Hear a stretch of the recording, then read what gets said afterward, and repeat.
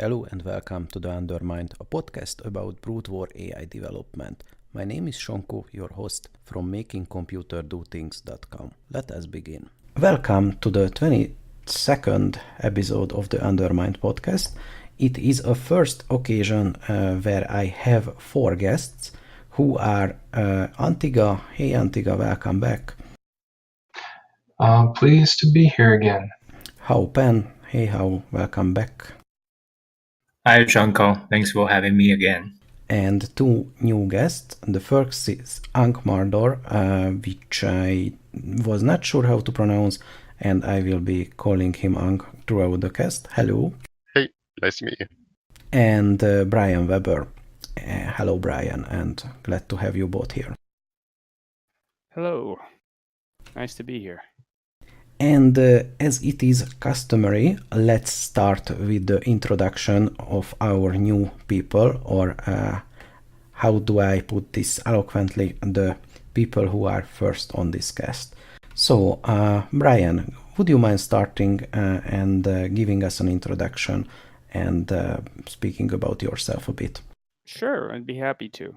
I'm the author of Coonybot, which is a Zerg bot, and I'm a researcher at the College of Staten Island. I'm an economist, so I'm kind of interested in like macro, and this was my first spot, and I have a couple of students who every few semesters they make changes or modifications to it.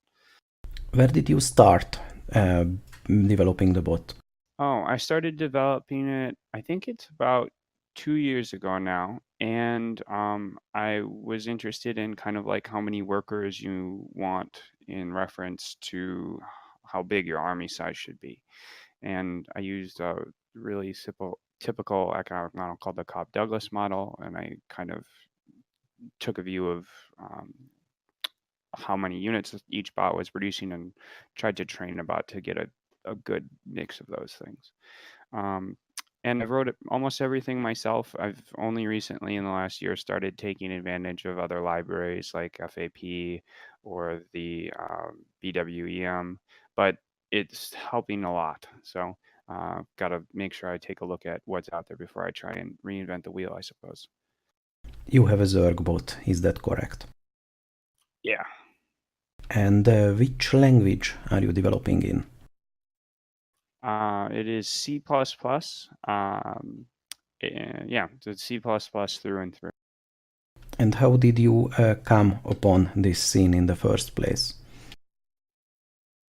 I've actually kind of been lurking for a long time, but sometime after AlphaGo, I realized if I don't get involved in one of these projects now, all the games I consider interesting will have been like solved before I can do anything. And I always wanted to kind of build an AI for this type of purpose, do some applied game theory or something like that. And this was a great opportunity to do it. There's pretty good tutorials to get started. Yep. And I think you are the first person on the podcast without an engineering or programming background. Or do you have one? You are just a professor of economics in the meantime as well. I have no programming background, so so I had to sit down and do some tutorials to learn about how to program C++. I had lots of questions for the forum, and the people here have been very, very helpful, making sure that I learned both the basics and a little bit more about how to make sure that my code is structured better. This has been a good opportunity to learn a lot about how to test your code, how to make sure that you quality test everything. Because as I write like programming or like scripts for statistics, but those are all much shorter. But here, in something this large or ornate, there are so many redundant or interlacing systems that small bugs can escape notice for ages unless you have very smart diagnostics. So, and learning about how to quality test my code has all been new process. Well, as a software developer, I have some kind of mixed feelings regarding university quality code, but let's table that discussion for now. That was little tongue-in-cheek. Don't take it Oh seriously. yeah. Oh no. I was like every I can understand that. So, well, I'm getting better. So. Yes, so the same kind of questions is have to be asked of you, Ank. Would you mind giving us an introduction? Sure. So I've got a bachelor's of computer science. So I've got more of a background in programming. I've been I joined after lurking for a few months, I think, and mostly on the Twitch and Jay's blog.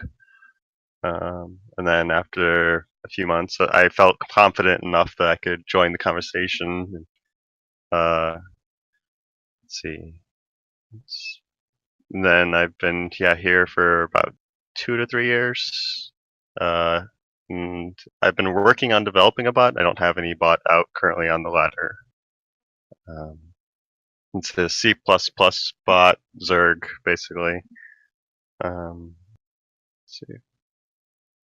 Looking I forward to it. guess, yeah, yeah. Well, eventually, um, I found this place from the Reddit. Someone made a post to the artificial intelligence Reddit.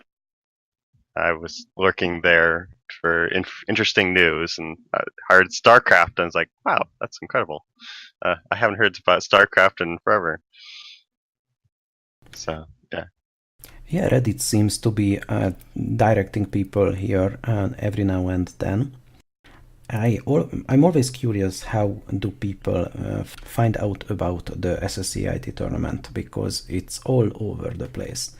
And it's interesting what you said, because some people, or rather a lot of people, get intimidated by the technical expertise required to participate in this scene. And I think that's a mistake. You should just come into the Discord and feel free to ask questions. And definitely we had some members without any considerable programming background, and despite that writing decent bots. So yeah, don't be afraid. And you are quite delving into depths of Brood War, because I remember that last cast I wrongly said that the dragon pathfinding is wonky because of reasons, but you corrected me and said the exact reason is not because they change sizes during movement, but some other reason, which I'd like you to describe, because I don't remember it exactly. So the point is, you seem to delve very deep and be knowledgeable about Brood War's inner workings. Yeah. So a lot of it was that I try to know the game that I'm playing very in depth. I'm a min maxer. I look for little tiny advantages that can be gained, the best way to do things, and things to avoid. So part of how I started on this path of figuring out the deep knowledge is people would ask questions of, oh, how does this work on Twitch chat? And so I started off helping. It was a rack hammer. When he was making his bot, I delved deep into these things. First, I started off with just I created a simple bot from what was it? It wasn't Command Center. It was the bot before that.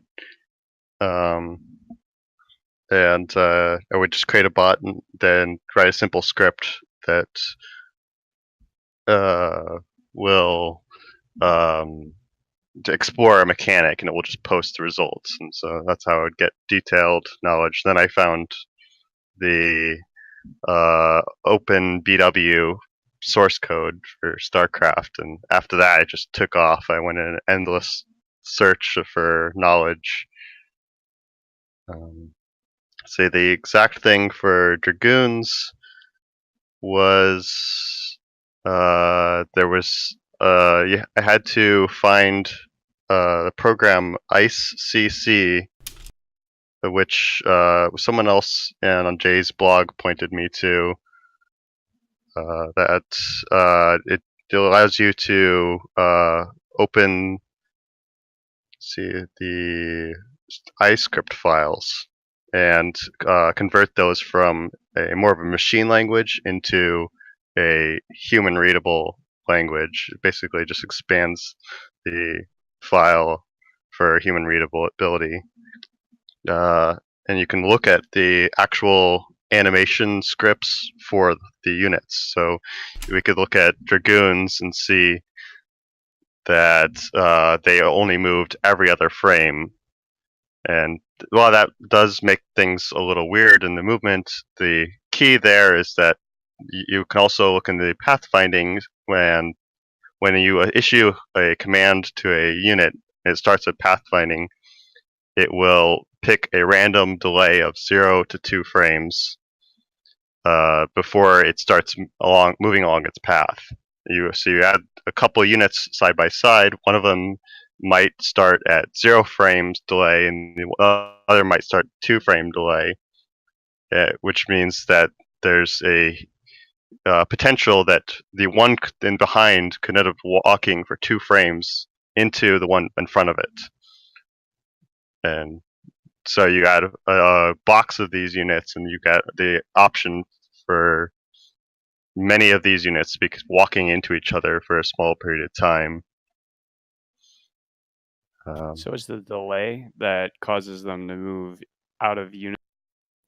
Yeah, that's the main reason why things, especially if you have them really tightly packed. But there's basically no way of syncing them from a stopped point. If you wanted to get them all synchronized in their exact movements, you would have to have them spread out and keep moving. And then from there, you would move them, merge them slowly. I don't know how you'd create an algorithm to solve that, but you would have to get them moving, because as long as they're still moving, they won't have to start that random delay again. And so it just every other turn movement, you just sync those up, move them next to each other, and send them where you want. That's definitely something only a bot could ever do. Great. Could you send them backwards and then forwards, or changing direction re-triggers it?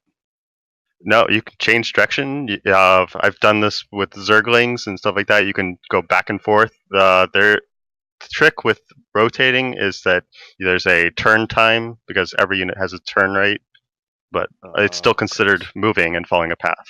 And changing the path that's following does not start the pathfinding over again, because it basically just says a new path has been issued. I'm following this one now, instead of saying I stopped this path. Now I'm starting a new path.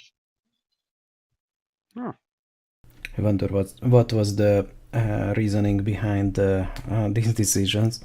This is a great case of unintended consequences and artificial stupidity. I was going to say, I think it's actually they wanted to introduce a small amount of randomness into units to make them feel less organized, because otherwise you get this amazing unison. That you can see this a lot in the Zerg process, where like the larva will spawn at random times, and just everything. There's randomness. It's just not everything, I guess, but just little tiny things that they add a little random just to make things feel slightly different. Alright, next question is to Hao. You seem to have a new Zerg project on the works, and would you mind saying a few words about that? Well, yes. So I had this Zerg bot fresh meat last year, and it was developed based on Igor's code, or the author of Iron Bot. But I was very, very unsatisfied with, was not very happy about the crash rate it had on Basil. It had around 20% crash rate And well, I mean, I tried to resolve it, but it's just I figured it's probably better if I just start from new. So I mean, that's the motivation to develop my Zergbot. So my plan right now is to develop the Zergbot based on my AITT bot, the so-called skill bot, and so that I can have full control of the code, so I know exactly every bit of it. So once a crash happens, then I know exactly where to find such crash or the cause of it. And then there are three main things I plan for this Zergbot. So the first is the build order selection. I already have a custom-made Bayesian embedded algorithm implemented for my main bot, the Terran Hao Pan bot. So I plan to do some little research on this algorithm, because I think there's still something I'm not so sure. For example, the prior distribution of the win rate of the opponent, and what's the best distribution to use there, or some other niche things. And the second thing I plan on my Zergbot is the unit movement utilizing a potential field. So this is something I did. I also implemented for my main bot, but with some modification, and I plan to also implement it for my Zergbot. The issue is that my main bot sometimes you can see some units can be very cowardly against some units. For example, I've seen funny pictures like 10 plus, maybe 12, maybe 18 glides surrounding a sunken colony, but none of them wanted to attack the sunken colony, which obviously that's not the wise thing to do. So with that, with the new potential field, I hope such issue can be improved. Now, the third thing I plan on my Zergbot is the improvement on the so-called continued online evolution planning algorithm developed by Niels Justison and other his research colleagues. Because I'm not very certain about the parameters used in the model, and also I think it's perhaps a bigger problem for me is how to develop the forward model for the opponent. The forward model is used by the COEP, Continued Online Evolution Planning, to predict what kind of units the opponent has at a specific time, or it will have at a future time. Right now, I'm building it based on the built-in AI, which obviously is a very, very simple approach, considering we have so many bots, and some bots they do not get the same unit in every game. For example, Crazy's bot, he can sometimes go mech. It can also go bio, depending on the opponent and the matchup. So I hope to improve the forward model for the COEP.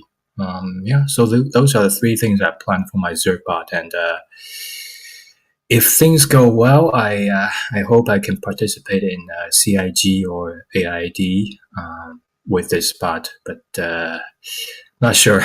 It might be a very, very I mean, the time-wise, the constraint may be very heavy for me. So we'll see. Yeah. Yeah, a lot of people are preparing for CIG and 8, and yeah, it's a lot to do with the brand new bots and all of that. I sort of have a question about the third item there that you had spoken about with opponent modeling. One of the things that I've struggled to try and reconcile is that if a bot uses a whole bunch of really complex opponent modeling and then makes decisions off of that, what do you do if you don't have information where they deny scouting in some fashion? It seems to be sort of, that portion of the model falls apart and you have to work with a backup plan. How do you plan to approach that, or have you thought about that portion of it?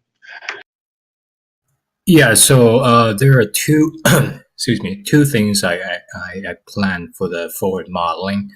The first is to solve this problem. The first is to collect data over time. I mean, for example, if you have 10 games, then collect every single, aggregatively every single unit of your interest. For example, the total zealots the opponent built, total number of dragoons, reavers, etc. We'll start with something simple, just zealots and dragoons. Every single one of them you count. For example, you built maybe 100 zealots and 200 dragoons. Then, and also I collected as a function of time. For example, at 5-minute mark, how many zealots and how many dragoons the opponent has, etc. So the goal is to build a regression model on top of that data structure to give you an idea because for the next game, for some opponent, you don't even know what kind of strategy the opponent will use. So you will look. I think it will make sense to look at all the past games and let's say he could possibly get 100 zealots, or he could possibly get 200 dragoons. I don't know, but I should prepare for both. So that's the first aspect of the forward modeling I'm considering to improve or to work on. And the second aspect is to do a similar thing, but only for the previous game.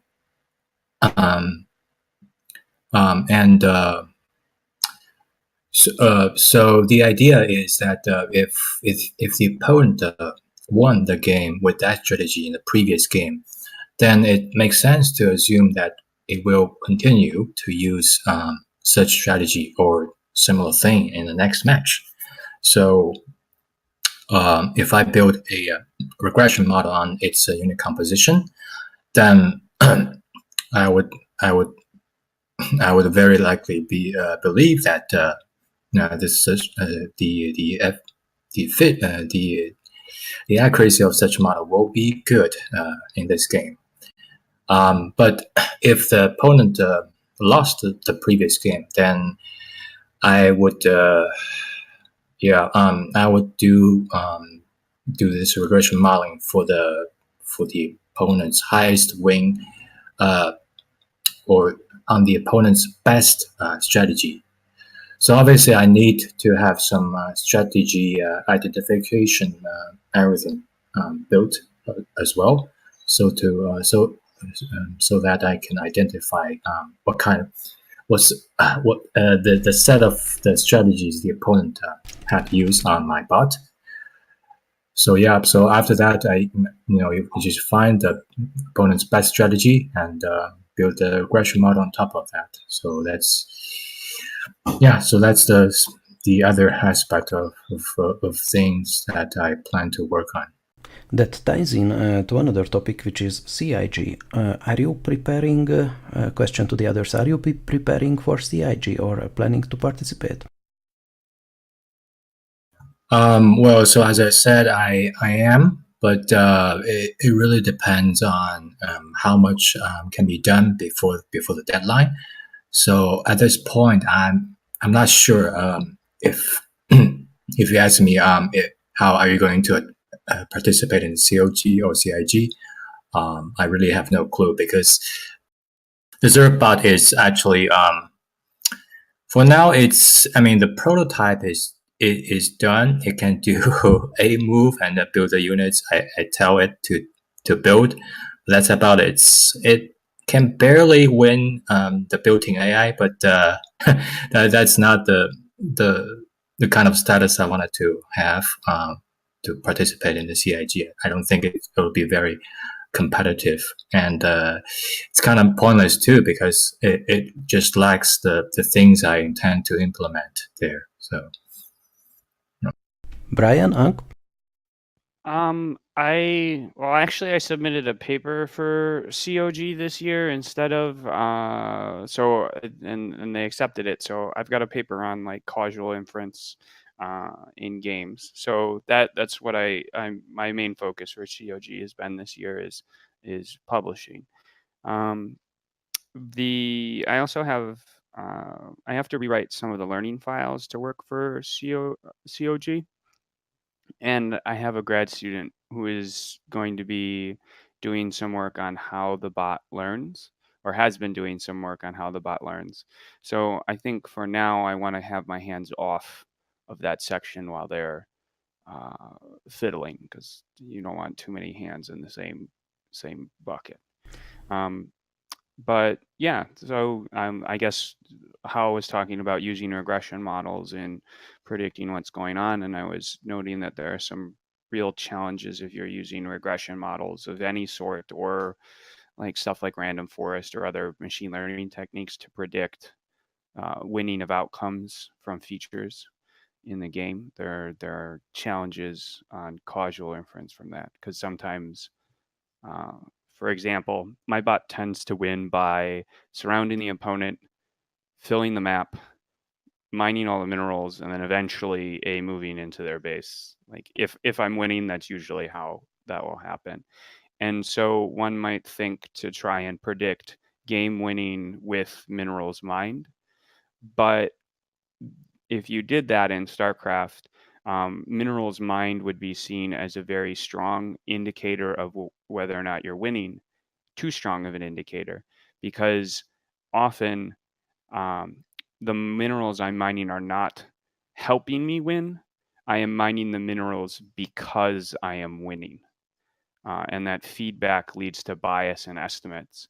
And while if your interest is only to predict whether or not you're winning, that perhaps is not much of an issue.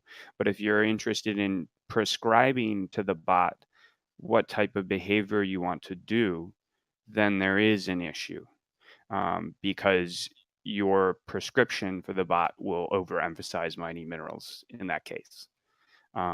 And I talk about that issue more broadly. I find it for a Dota data set, and kind of look at some of those issues there and provide some tools that exist outside of the machine learning literature. So that's been my focus for COG or CIG. Is that paper published or will be published somewhere else? Keep in mind, I don't really know how academia works. There'll be CIG has accepted it. So we're doing our revisions to make sure they still accept it, and then COG will publish it. And I believe I have the ability to provide a preprint, which I'll do relatively shortly, but we'd like to make our last few rounds of changes before we put a preprint in the forum. But I think it's very interesting, and it'll be applicable, particularly like in this case, I mine a lot of games, and I look at the output for the data, and making a prescription on what my bot should do based on the features of the game is actually a little tricky. Here I can do A/B testing, and A/B testing is always safe. But like I just make one group with the change, one group without the change, compare the results, and that's how I make the decisions. But there are other types of inferences that are not safe. So yeah. Anko, what's your take on tournaments and CIG? Yeah, so I don't think I'll get anywhere done for any of the upcoming tournaments. At this point, I think I'd hope to accomplish something by the end of year SCAT tournament. Because I think I'm probably just being too ambitious. But I really like focusing on really fine-tuned micro tasks, and especially the mineral gatherings. I've been working on the micro for that. It was the whole reason for going into the open BW simulation rather than before. I was working on more of a record and statistical model of recording previous paths to and from resources in order to make a strong guess as to what the time would be for the harvest. Instead, I wanted to see if I could create a accurate simulation to predict with a high degree of certainty, including all sorts of little nuances such as turn rate and facing directions and various other little minor inconveniences. Yeah, I can definitely relate, overemphasizing one problem. When listening to that, if I had a subtitle, it would be Cries in Pathfinding, because that's for the last 10 or 20 series of my bot articles, I've been tackling that problem, and I'm still not done. So yes, sometimes just one sub-problem can eat up all your development and thinking time. Speaking of papers, how you mentioned the COEP algorithm. Is that public and published somewhere? I got the impression that's an academic paper type thing. Yes, it is done by Niels Justison and his research colleagues. I think he has maybe two or three papers on the same topic, but I think with a slightly different focus. Yeah. I will include the link if I can find it with the podcast post, and I will read it too, because it seems really interesting. And how did you feel when your matches got cast versus Jealous? For the listeners who are not familiar with this, Jealous is a human player, and he was kind enough to have a stream versus our bots, and I think it was very entertaining, just by itself, but from a bot developer perspective as well. And Hao Pan was one of the bots that got fought. Yeah, so I definitely appreciate the Jealous doing this, not just using my bot, but against other bots too, because I think this bi-weekly event is really, really good, thing for bot others to identify, hey, my bot is not doing well on this and that, or it's doing well on this and that. So first of all, I would like to, thank Jealous for doing this. Back to the question. I think overall, I'm actually quite satisfied with how the bot performs overall. And I think a lot of times the bot made it so that Jealous wanted to smash his screen because the bot is just annoying, harassing, for example, his SCVs, or do whatever things that would annoy him. So I think that's and I think Jealous also posted something similar. The bot being annoying is actually a good thing. That the whole series actually reflected a few drawbacks of my bot. For example, Thinking of those games, I think in one game, just using Protoss, and my bot was using the so-called BBSB strategy, barracks, supply, barracks, and just do Marine rush on him. I mean, it was unfortunate that Jaws scouted the train of Marines coming towards his base, so he prepared accordingly. Otherwise, I think the outcome would be quite different. But otherwise, I mean, after the initial push actually being held, my bot was actually not able to identify the situation and didn't transition fast enough, so it got rolled over by the dragoons once Jealous got a significant amount of them. So yeah, that's the one drawback. I mean, it still comes down to decision making. Hey, when to transition into a mid game, but when to insist on doing the initial strategy. So that's one big problem for me right now. Yeah, I think the games were interesting, and you gave a good challenge to Jealous. And I won't say anything more because I did cast some of those games and will cast human versus AI matches. That sounded like an advertisement. So you can see it. Just tune in to the SSC AIT tournament weekly stream, and also buy Wolf Cola. Yeah, so but I'm curious to hear the other guests' opinions on these, not just this stream, but man versus machine matches in general. Well, since the Hao Pan matches were played, Jealous has actually made it into sort of a bi-weekly event.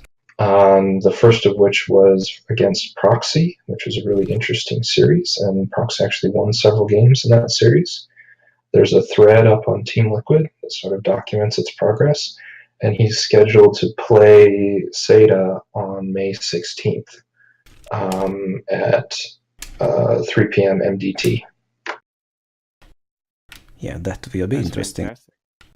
Yeah, I think it's really important that people have the opportunity to play against humans, because if you only play against bots, it's very difficult to,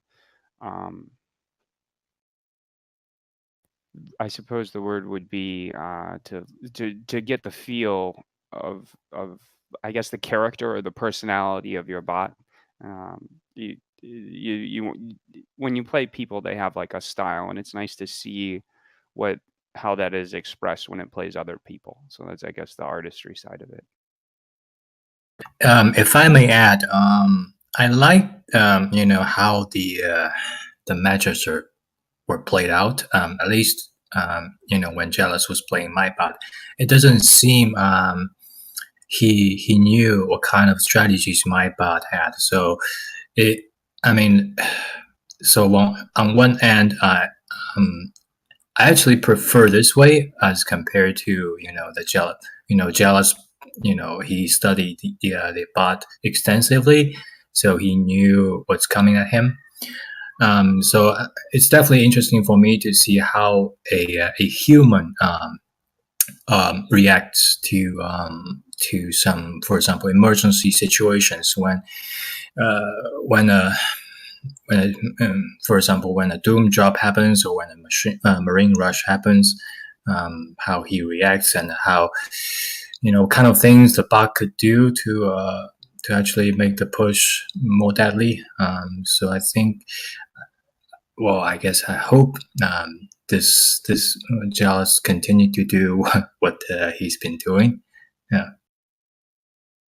It's actually an interesting problem that I run into. I played the bot so much as a human that, unfortunately, my feedback is often fairly exploitive towards the nature of the bot, especially because in some cases I've helped with the development of the bot, so I understand the inner workings too well and can be a little bit too abusive, whereas someone who has not ever played bots very much before or has not ever played that specific bot can give perhaps more honest feedback in some areas that's more genuine. Well, a lot of your feedback in the past has been very, very constructive. And I think a lot of the bots have like theoretical areas that they need to work on. And like when there was the StarCraft 2 games against DeepMind, I remember at that time you were also very particularly keen on people need to be cannon rushing against these bots. It's hard to train a bot not to get cannon rushed.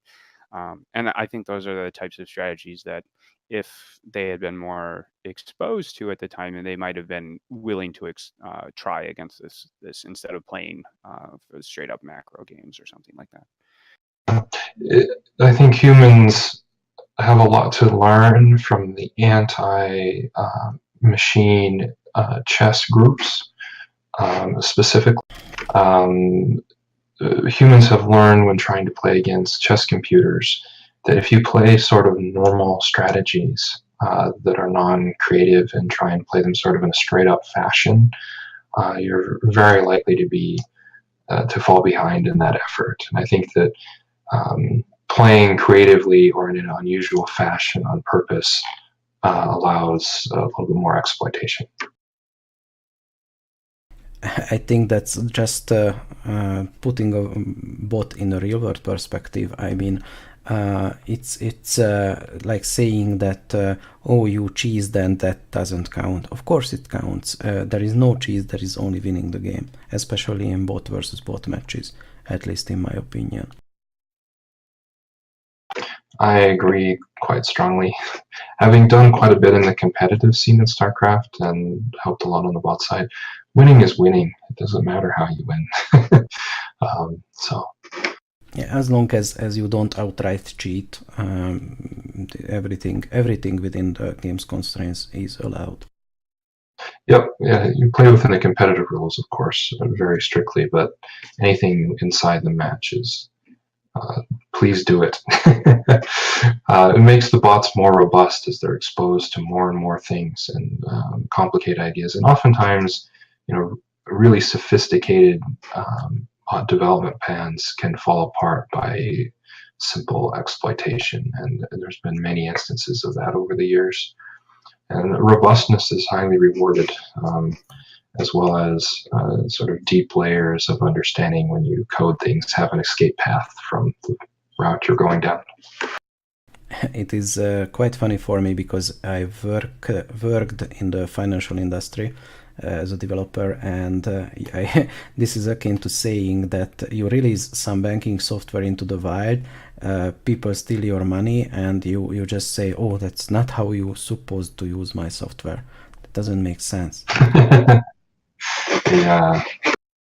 So I wasn't paying really attention to the ladders, Basil and the SSCIT ladder. Is there anything interesting happening on those? A bunch of stuff. Probably the most interesting is the Rise of Dragon, which is developed by TSCMU, one of the main developers on Cherry Pie at Facebook, who's just doing it as a side project. It's a fork of Cherry Pie with all the machine learning removed and playing Terran. And it's pretty successful for a one build wonder bot without a lot of reactive stuff inside of it. It's currently pacing for 15th on the ladder, and for a bot that loses to 4 pool to be 15th is very, very impressive. If he just put another build order in there with a little bit of learning that would counter 4 pool, he'd probably have a top 10 bot. And we've always known that TSCMU is a darn brilliant programmer, but it's really quite interesting effort, and it'd be interesting to see where he takes it in the future, and I hope that he continues to develop on that platform. I think he managed to surprise us yet again. I've underestimated TSCMU's ability to win in tournaments several times in the past to my detriment. That sounded like a line from a fantasy movie. It's true, though. He's really good at finding exploits in other bots' strategies and plans. Quite the brilliant guy. Some people were talking about potentially opening, or not opening, or making some other forks of cherry pie in the future without the machine learning. So I was just seeing on the chat that at least a few people said that maybe in the future we'll be seeing more of those. Yeah. I think we will. It's hard right now. I worked on trying to do exactly that, removing the machine learning out of cherry pie, and they're so intricately tied to each other due to the client server model and how it pipes stuff through Torch that what I came to the realization of is that by the time you removed all of that, that it was almost as much work to write a bot from scratch, or use something like SteamHammer as a base. So it doesn't surprise me that only a Facebook developer that worked on Cherry Pie has decided to fork it. That said, at some point in the future, when the aid ladder does exist, I expect that there will be multiple Cherry Pie forks with the machine learning portions of it included for use in those in bots that will come about after that. But unfortunately, with only one tournament a year aid, and we don't know, will Cherry Pie show up and play? We don't know, and if they do, someone else has a fork will probably not be allowed to play. So there's a sort of a disincentive right now to fork from their platform. Even though it is awesome and really fun to work with and play with. But it's just from a competitive standpoint right now, it's a little rough to use their code base. All right. Next topic, which is a favorite of mine and been touched before a few times. I always keen to hear about war stories and WTF moments during development. Do you have any memorable face palms while developing your bot? And Ank, this is a question for you specifically. Did you encounter any incomprehensible or baffling pieces in Brood Wars code? I guess the answer is yes, but please elaborate on that. Well, yeah, there's a lot of little things that are hard to understand just because I think some of it's because the code for OpenBW is from a decompiled version of the game, and so it had to be relabeled by TSMU. Yeah, I'd say the most recent one was when I found out that once a building finishes construction, especially for Protoss, that it's not actually available yet. It's got a sort of transition time, so it finishes and it's got this little animation that goes on, and that animation is not located in any standard places. It's actually got 2 or 3 different locations for a timer, because the timer gets handed off between various sections and various states.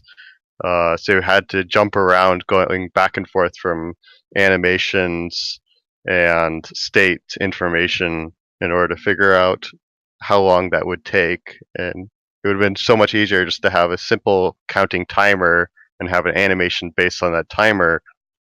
But for StarCraft, an animation is a all-in-one package. It's not just the frame that's to be displayed on any given time. It has actions to be taken as well. It's more of a scripting language than a picture or like a movie or animation like that. So you can find a lot of interesting things, like when in an attack the actual damage is issued, when does a projectile actually get spawned.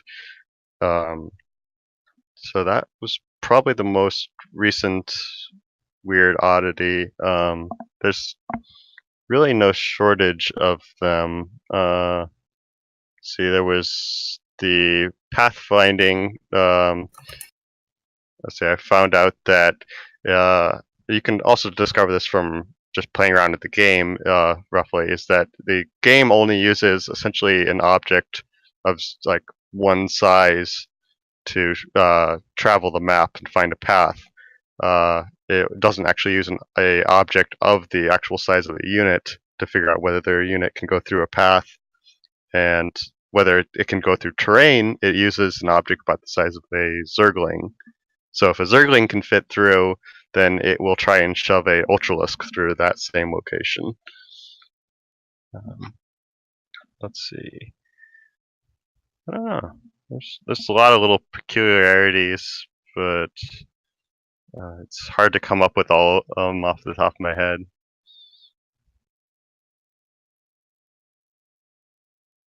Did you discover any possible exploits?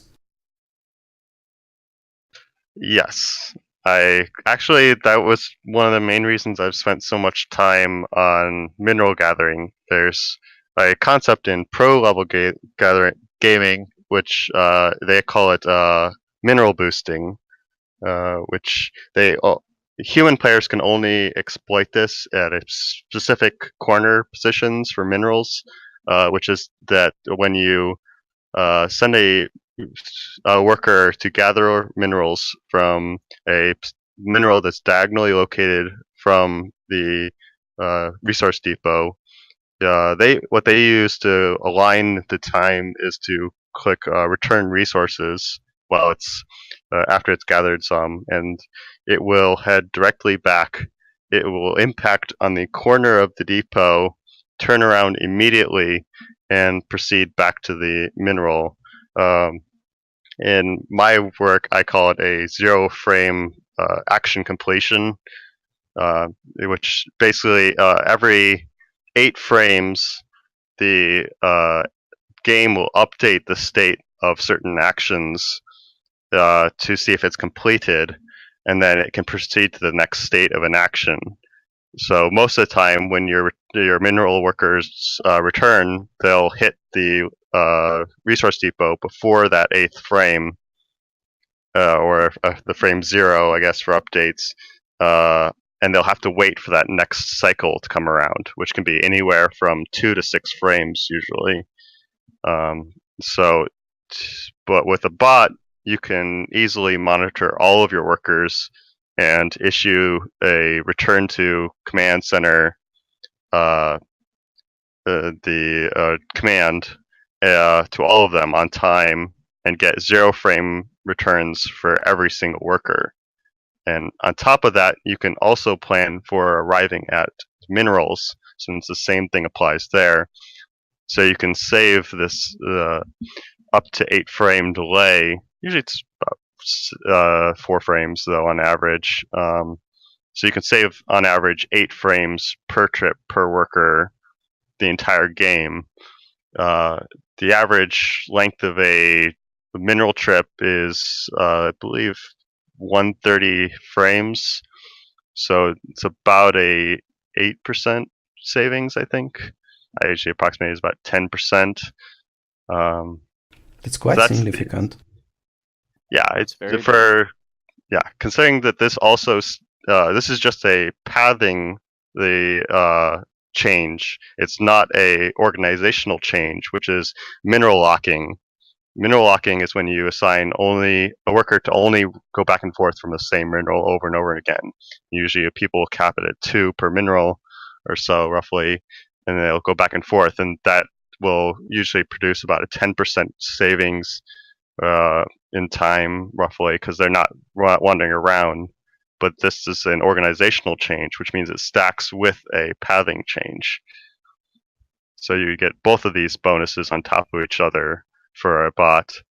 On top of that, I found another exploit, which I really haven't elaborated yet on the forums and such, which is that any floating unit for the ground can be experience the same micro as a vulture. That because you can issue more commands to achieve a result in less time. essentially, because the developers only created their state machine for their attack procedure or execution of orders only has stops located, unit stop movement, basically commands in specific locations, and you can issue commands to avoid those stops. This also applies to workers. When they return to the Nexus, they don't have any command that causes them to stop, which is part of why the mineral boosting works on the corner so well, is that they don't impact, basically they don't face plant into the resource center and come to a full stop. And this is actually how I discovered it myself, is I was just watching and recording times for return, and every once in a while they would just naturally proceed faster than anything that made sense. Is basically all of the ones returning minerals on the sides of the flat sides rather than a corner were face planting into the resource command center or the resource center, coming to a complete stop, turning around, and then going back. But by issuing a move command, you tell them to move where they would go if they were going to harvest, but not actually tell them to harvest. They will turn around and start off with about 2/3 of their momentum preserved. I played with this with Archons, that you can get them to slide fire and do some really interesting stuff. Yeah, it's basically the same concept as a vulture, and you can do it with all sorts of objects that float. I believe you can. I believe Iraq Hammer did it with flying Zerg units. So he had it with the Guardians and the Mutas. His Guardians turned out to be very effective because of that, because they were never coming to a complete stop, and so you could have them on the go, and it was easier to position them that way too. I haven't played around so much with the attack, but it was very interesting to have found out that workers were just coincidentally doing the current behavior. We just don't notice most of the time because we aren't paying attention to every frame. Are you talking about, okay, so like I have guardians and they don't usually show up, but are you talking about like they animate the canceling, there's like some sort of backswing or something like that on the guardians, and you just issue a move command right away, and then they don't have this weird behavior, and they keep their full move speed like mutalisks? So there's a slight difference between workers and because workers you aren't telling them to attack. For the guardians and such, you would actually tell them. I believe it's the patrol micro technique that you used with the vultures, is that you rather than telling them to attack the object directly, which will cause them to walk up to the position, get in range, come to a complete stop, then issue an attack, then start. If you told them to move, like turn around and go away, they would have to speed up again, because they would have dumped. Basically, they dump all of their speed and say, "I now have 0 speed." Or in the process of Guardians, I believe they start floating roughly in the same direction. So they'll say, "I've stopped moving, but I still preserve my momentum," which is why they'll oftentimes get too close to their targets, is because they're still drifting with that residual momentum towards their attack target. So rather than that, one of the questions was, how could we prevent them from getting too close to the attack targets? And one of the things was, could we dump that, or could we redirect them? And it turns out that Vulture Micro was the best thing to do with that, which is basically basically the same thing you would do with a Mutalisk, where you would use the patrol command and you would let them choose their own target, basically, rather than designating a specific target. And you just say, "Oh, you're just going to patrol him. You just happen to attack along the way," rather than saying, "I definitely want to attack this. I'm going to stop and then designate my whole focus on attacking this." Wow, that sounds awesome. That's if it's really something that hasn't been done yet, then I can proudly say that this podcast is an information for premier exploits.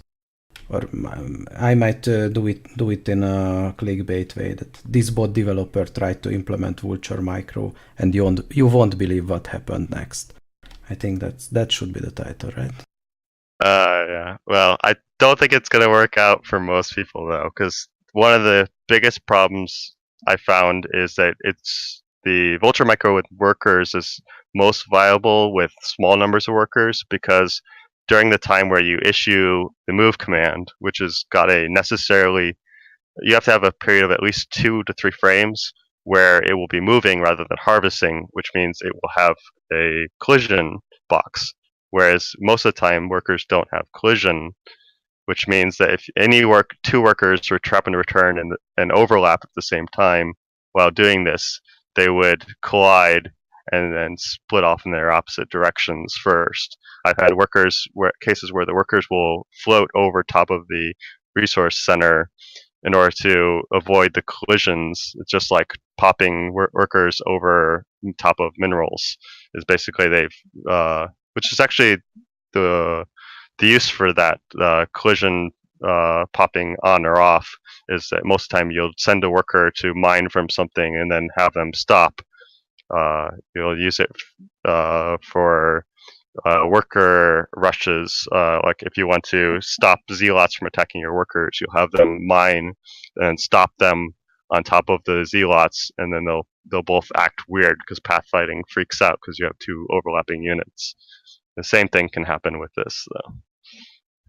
Well, I hope you make it into a very nice and conveniently separable file so that we can all take it as soon as you fix it.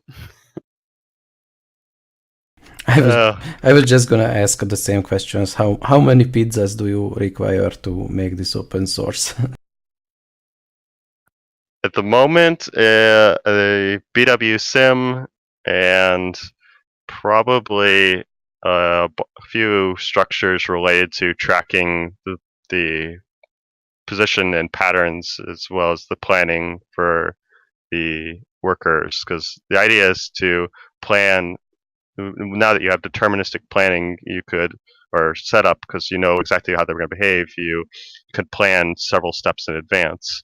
So you could know for the next 3 harvests, basically, where every single worker will be. That way you can also plan so that you could optimize such that they will return in alternating schedules so they don't overlap. Because they have to have them returning so that they don't overlap, so you could implement the faster speeds. Otherwise, they collide.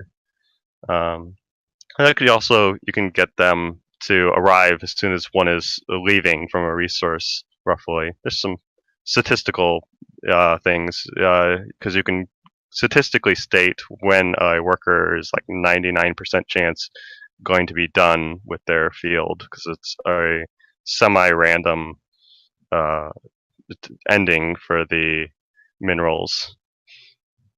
So I'd like to make it separable, but it's going to be tied, I think, in a lot to. I was planning on integrating it with a base defense in general, or base setup for monitoring units. So we'll see.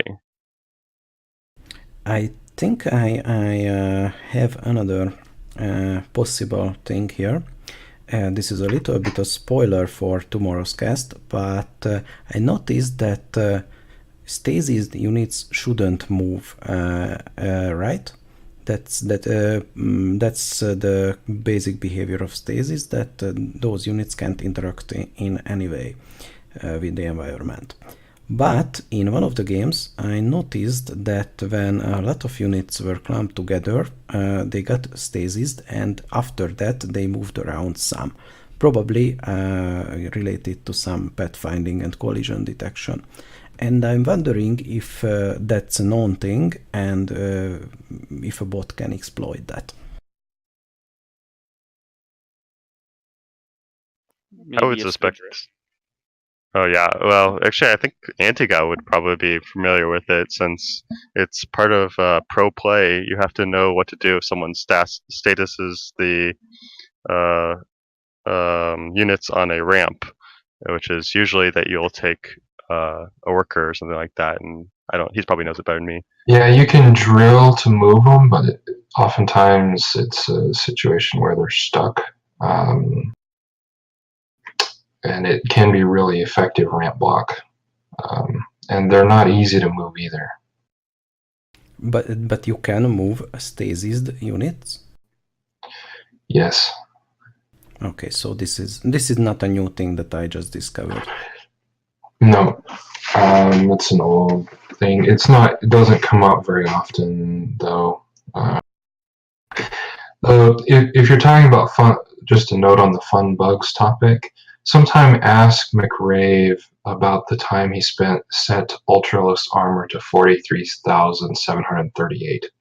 That's a great story if you get bored.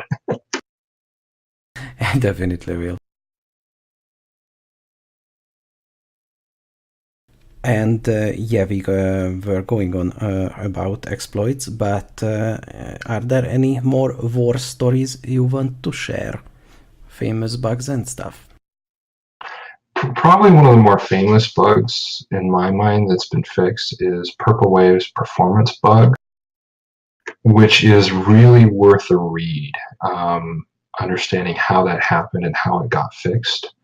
If you search in the technical BWA API section of the Discord and search for Purple Wave and performance, it'll take you right to the post. It's about a year ago now.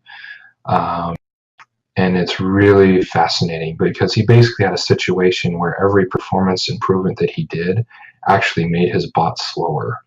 And then he managed to fix the underlying bug, and it unleashed a year and a half of performance improvements all at once. And the diagnostic tools that he was using were actually showing that every time he made a fix, it made his bot faster when it was actually doing the exact opposite. And it's a really fascinating read. That's awesome. Let's move on to the next topic, which is a little bit a thought of mine. And let me share a brief story about that. As you might have noticed that I'm working on the human versus bot ladder, and I had a pleasant surprise, as many people offer to help, and that's very kind of them. And I'm a firm believer in the no free lunch philosophy. I don't think I can reasonably expect anyone to help with this if I'm not paying him or her. But it turns out that some people are genuinely willing to help without compensation, just out of passion. And first of all, thank you everyone who offered. Second of all, it got me thinking, do you think any kind of group project within this scene would make sense, or would bring the community a little bit closer? This is just a purely theoretical and purposefully vague question, so feel free to think on it. I think there's already a lot of group projects, but based around the goals of the project, you have academic group projects, you have APIs, there's several bot developers that are collaborative to different degrees depending on what their goals are and things like that. Of course, a lot of the underlying tools are also collaborative in nature, especially the map analysis systems and things like that, and the wikis and stuff like that. So, and the tournament running. So there's a lot of different groups that are involved in a lot of different aspects of Brood War AI development. But there's also people who really are sort of solo as well. But it's like any sort of development group. The more people you have involved in something, the more you have to have project management and deadlines and tracking and all that stuff that a lot of us that do this as a hobby kind of struggle with to do it just sort of for fun, and sort of enjoy the solo aspect of development too, and being able to test and try ideas without having to answer to a boss or authority as well. So you have stuff all over the place. Yeah, if you involve Jira in the project, it stops being fun. So yeah, like I said, this is a purposefully vague question, and of course there are group projects. I'm part of some of them. Well, not just briefly, but for example, BW API 4G is a good example. But maybe I'm thinking about something more overarching when everyone can pitch in. I really don't know. Well, if you once you come up with a concrete idea, I'm sure once you pitch it, there will be at least a lot of years. What I will probably do is for the bot ladder, human versus bot ladder, I will make a public board with tasks I want to do, and anyone who feels inclined can help with that. But like I said, I'm still skeptical a little, but I have nothing to lose. And as a closing thought, speaking about the bot ladder, which I'm currently calling Artificial Mayhem League, because anything is better than Bladder. What, as a bot author, what functionality would you like to have on this ladder? Downloading replays is mentioned, and we are working on that. Other than that, what do you think? I want a history of the rough MMR that the players self-evaluate, that they could put in that could be attached to the replay. So they say, I'm player so-and-so, my MMR is blah, blah, blah. So you have a rough idea of how good the person is that the bot is playing against. Of course, there could be a huge variety, right? So I think that would be useful data. I think that could work with some kind of public profile that's already verified, but if you let just the random user put in a number, I feel the data will be a little bit skewed. Yeah, you can link to. The problem is that Blizzard killed their API for third-party access for their data from their ladder systems, and so they're keeping it all in-house at the moment for Brood War, which is annoying. About a year ago, they did that and gave it to Axe. So until that reemerges, while we can pull up profiles and look at ladder rankings and MMR and stuff for players, it's a little bit difficult to export that data in an easy use format for third-party use. But we can include a profile link, so you can look it up. That is. Yeah, we could. You could say, they could just put it in, and if the bot author is interested, they could click on a link and see kind of how they're rated. I think besides downloading your files, you might want to be able to upload like edited learning files and stuff like that, because I seem to do most of my changes through the learning file, at least the last few cycles. Yeah, of course, every bot will have a directory or something where you can put that, similar to SSCIT. I think long run there might be some interest in bot authors sponsoring people playing their bots, where they pay every person a quarter or something. But that's perhaps further down the road and not necessary at all for an initial release. But it's just something interesting to think about, because data of human versus bot play is very rare at the moment. And in the future, I think you benefit us greatly to have more of that. I think it should be the other way around. I think bot authors should be sponsored. And with that, this is actually a topic I had in mind previous casts ago, that some kind of monetization would benefit this scene, and maybe especially my ladder. And I know this is a sensitive and maybe controversial topic. And what do you think? What kind of sponsorships or I don't know, paid activities would benefit this, if at all? I've had lots and lots of conversations about this over the years, and it's a really complicated thing because authors are involved in it for different reasons. Some are academic, and in a lot of ways are frankly banned from having sponsors, at least direct involvement in some ways. and you have, of course, individual developers. Then you have like half a dozen different licenses for bots, and et cetera, et cetera. So it gets complicated quick. That said, there have been outside parties interested in sponsoring tournaments. Some of those conversations has gone well and some not so well over time.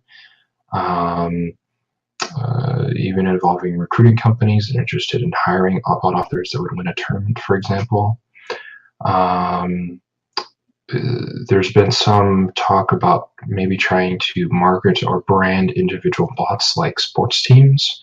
So, you have Team Hao Pan versus Team Steamhammer, right? And they each have, a website and a blog and a store where they sell T-shirts and, all that sort of stuff that goes into like marketing a sports team.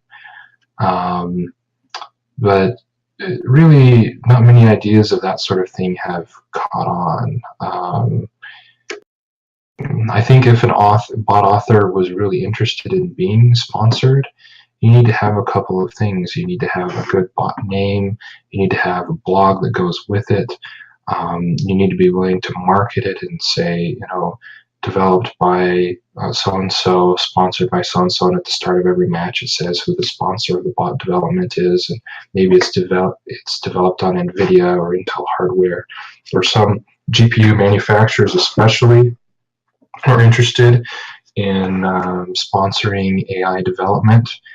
So if you were to approach a company like MSI or several other ones, you might have quite a bit of luck as an author in getting some level of sponsorship, at least from previous conversations that I've been part of. So I think there are some opportunities out there that do exist for that sort of thing. It's just that we really haven't had a bot author that's really embraced trying to be sort of more of a corporate project and be sponsored and market themselves as the bot as a sports team style brand. At least not yet. Well, dear sponsors, I'm extremely bribable. Yeah, me as well. I would love to give a really large prize for AIST competition, and would be very interested if there would be a sponsor that would be interested in sponsoring that sort of tournament to increase the prize pool. No additional opinions on this issue?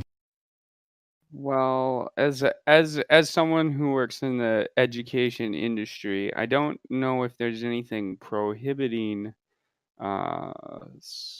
sponsorship, but I think, or at least, you know what, that's the type of thing I'd have to ask the HR department about. But I think that what we need to do is make sure that we have you need to have professionals play it as well to highlight the to keep the excitement level high, and then intermittent, and then open up some sort of ladder. So there'd have to be like as Antiga was saying, there has to be a pretty organized and intentional PR push. And I'm not sure if the whole community is per se interested in that right now, but it doesn't mean it's not impossible. Yeah, right now the extent of PR is really, what goes up on the Facebook group, and occasionally I write SSCIT or AI bot development press release things that go to like the Pylon show, for example. But that's often the extent of it, other than what's on the organization or different tournament websites. Yeah, I think it reminds me more of the machine bot battles than sports teams, but I don't know what their sponsorship model was for that. It seemed more like it was independent creators, and you would get sponsorships for the league just for the advertising space and the view count, more than supporting the creators, because oftentimes you don't get enough interest in individual creators to maintain a sponsorship I feel like, especially with these bots, the amount of development time is really high, especially for an individual creator to accomplish enough to maintain interest, or you're really in it for the long term. If you're doing something like how Jay has his blog that's been going on for years, and it only makes a little incremental progress for the most part. Um, Would be interesting to, market it in a way kind of like BattleBots has done, which I'm sure everybody loves BattleBots.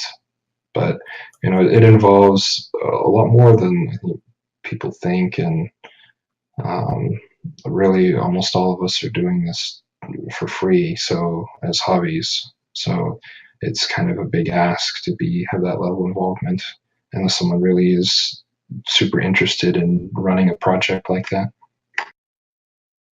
I think another thing I've noticed is many people are interested in getting involved, but they want more coherent, like a centralized pipeline tutorial of how to do it. So like the COG tournament team released a little video about how to install Boppy and so on and so forth, just a run through, because I think David Churchill's video, or Dr. Churchill's video, while very helpful, I think things have changed a bit since then. So keeping a good pipeline of video tutorials and so on and so forth to make sure that people who are very unacquainted with this area can get involved easily will help a lot, particularly because most of the projects are individually labors of love, and therefore not necessarily all designed to work together. And it doesn't take experience or even skill necessarily to get it all work together, but it does take a good deal of patience and a willingness to work on the project on your own. I think it is a self-reinforcing loop.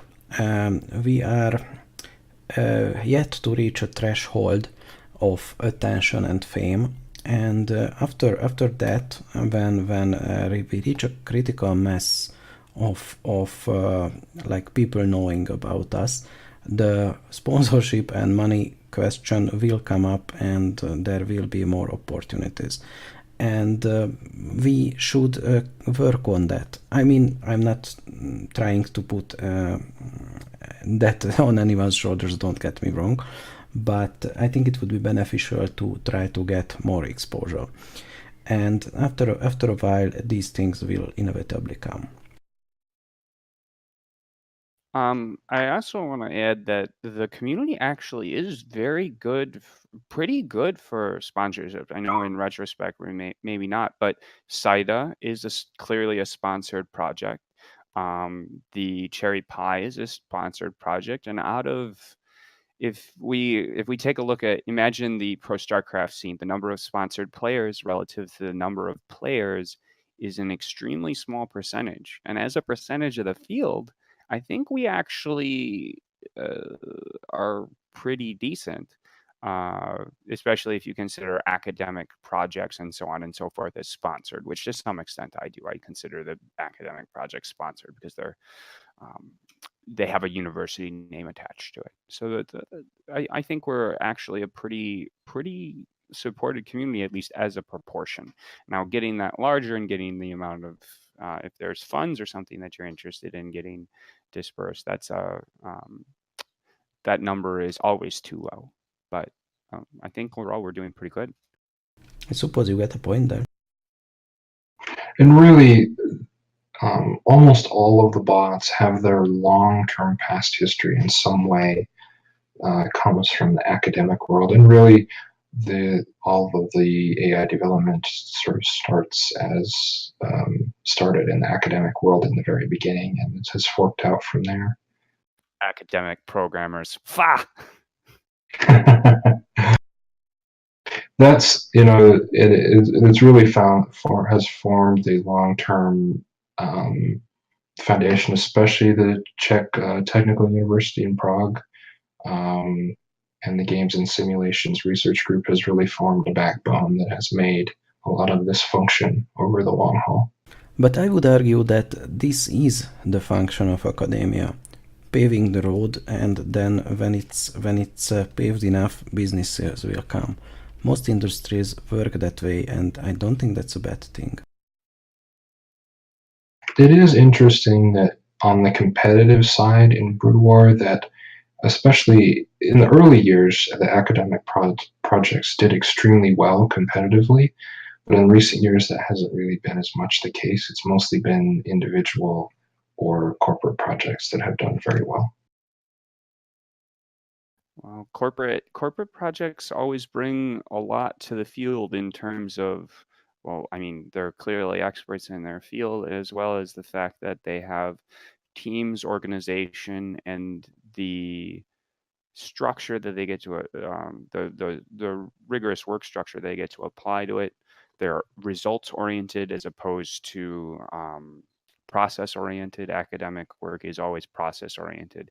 I'm more for example, my current build system is based off of running a lot of FAP sims. I'm not using COEP planning. I'm running thousands of FAP sims every round. I'm taking the moving average of those performance sims and determining what to build from there, because no one else is doing it. Is it necessarily the best process? Not, who knows? But once you get all the bugs out of it, it works pretty good. My next push will fix a few of those bugs, and I think it's working better than what I was doing before, better than by hand at least. So, and it's interesting because a corporate project would look at a really experimental sort of algorithm or unique approach to the bot and go, I don't know if I really want to do that. I'll take the really known stuff and sort of iterate on that and come to a solution, which is a lot like what the SATA group has done, where they've taken a really probably the most studied backbone in StarCraft AI bot development, UAB, University of Alberta bot, and really tweaked and played with it and iterated on it until they have something really high performing. But maybe they would have an unwillingness to explore a really unique idea like what you're working on.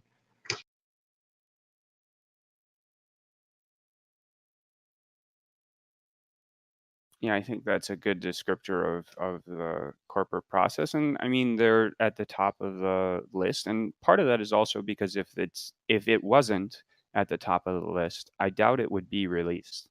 They have a lot of PR associations. Any if there are, say, some tech company that has a internal contest or something like that for making a bot, that it may be on here, it's just named Tim's bot. It's not, they keep the label off it because that's part of presentation is only presenting things that win. So yeah.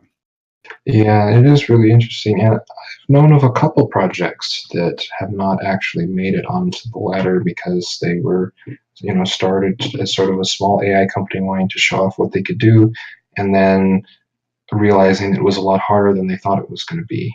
And at the same time, if you go look at the source through the source code of some of the bots, you will find very interesting and unusual things that wouldn't be there otherwise, if you know what you're reading. So it's really interesting. All right, that's all I had for today, and this has been quite a long cast.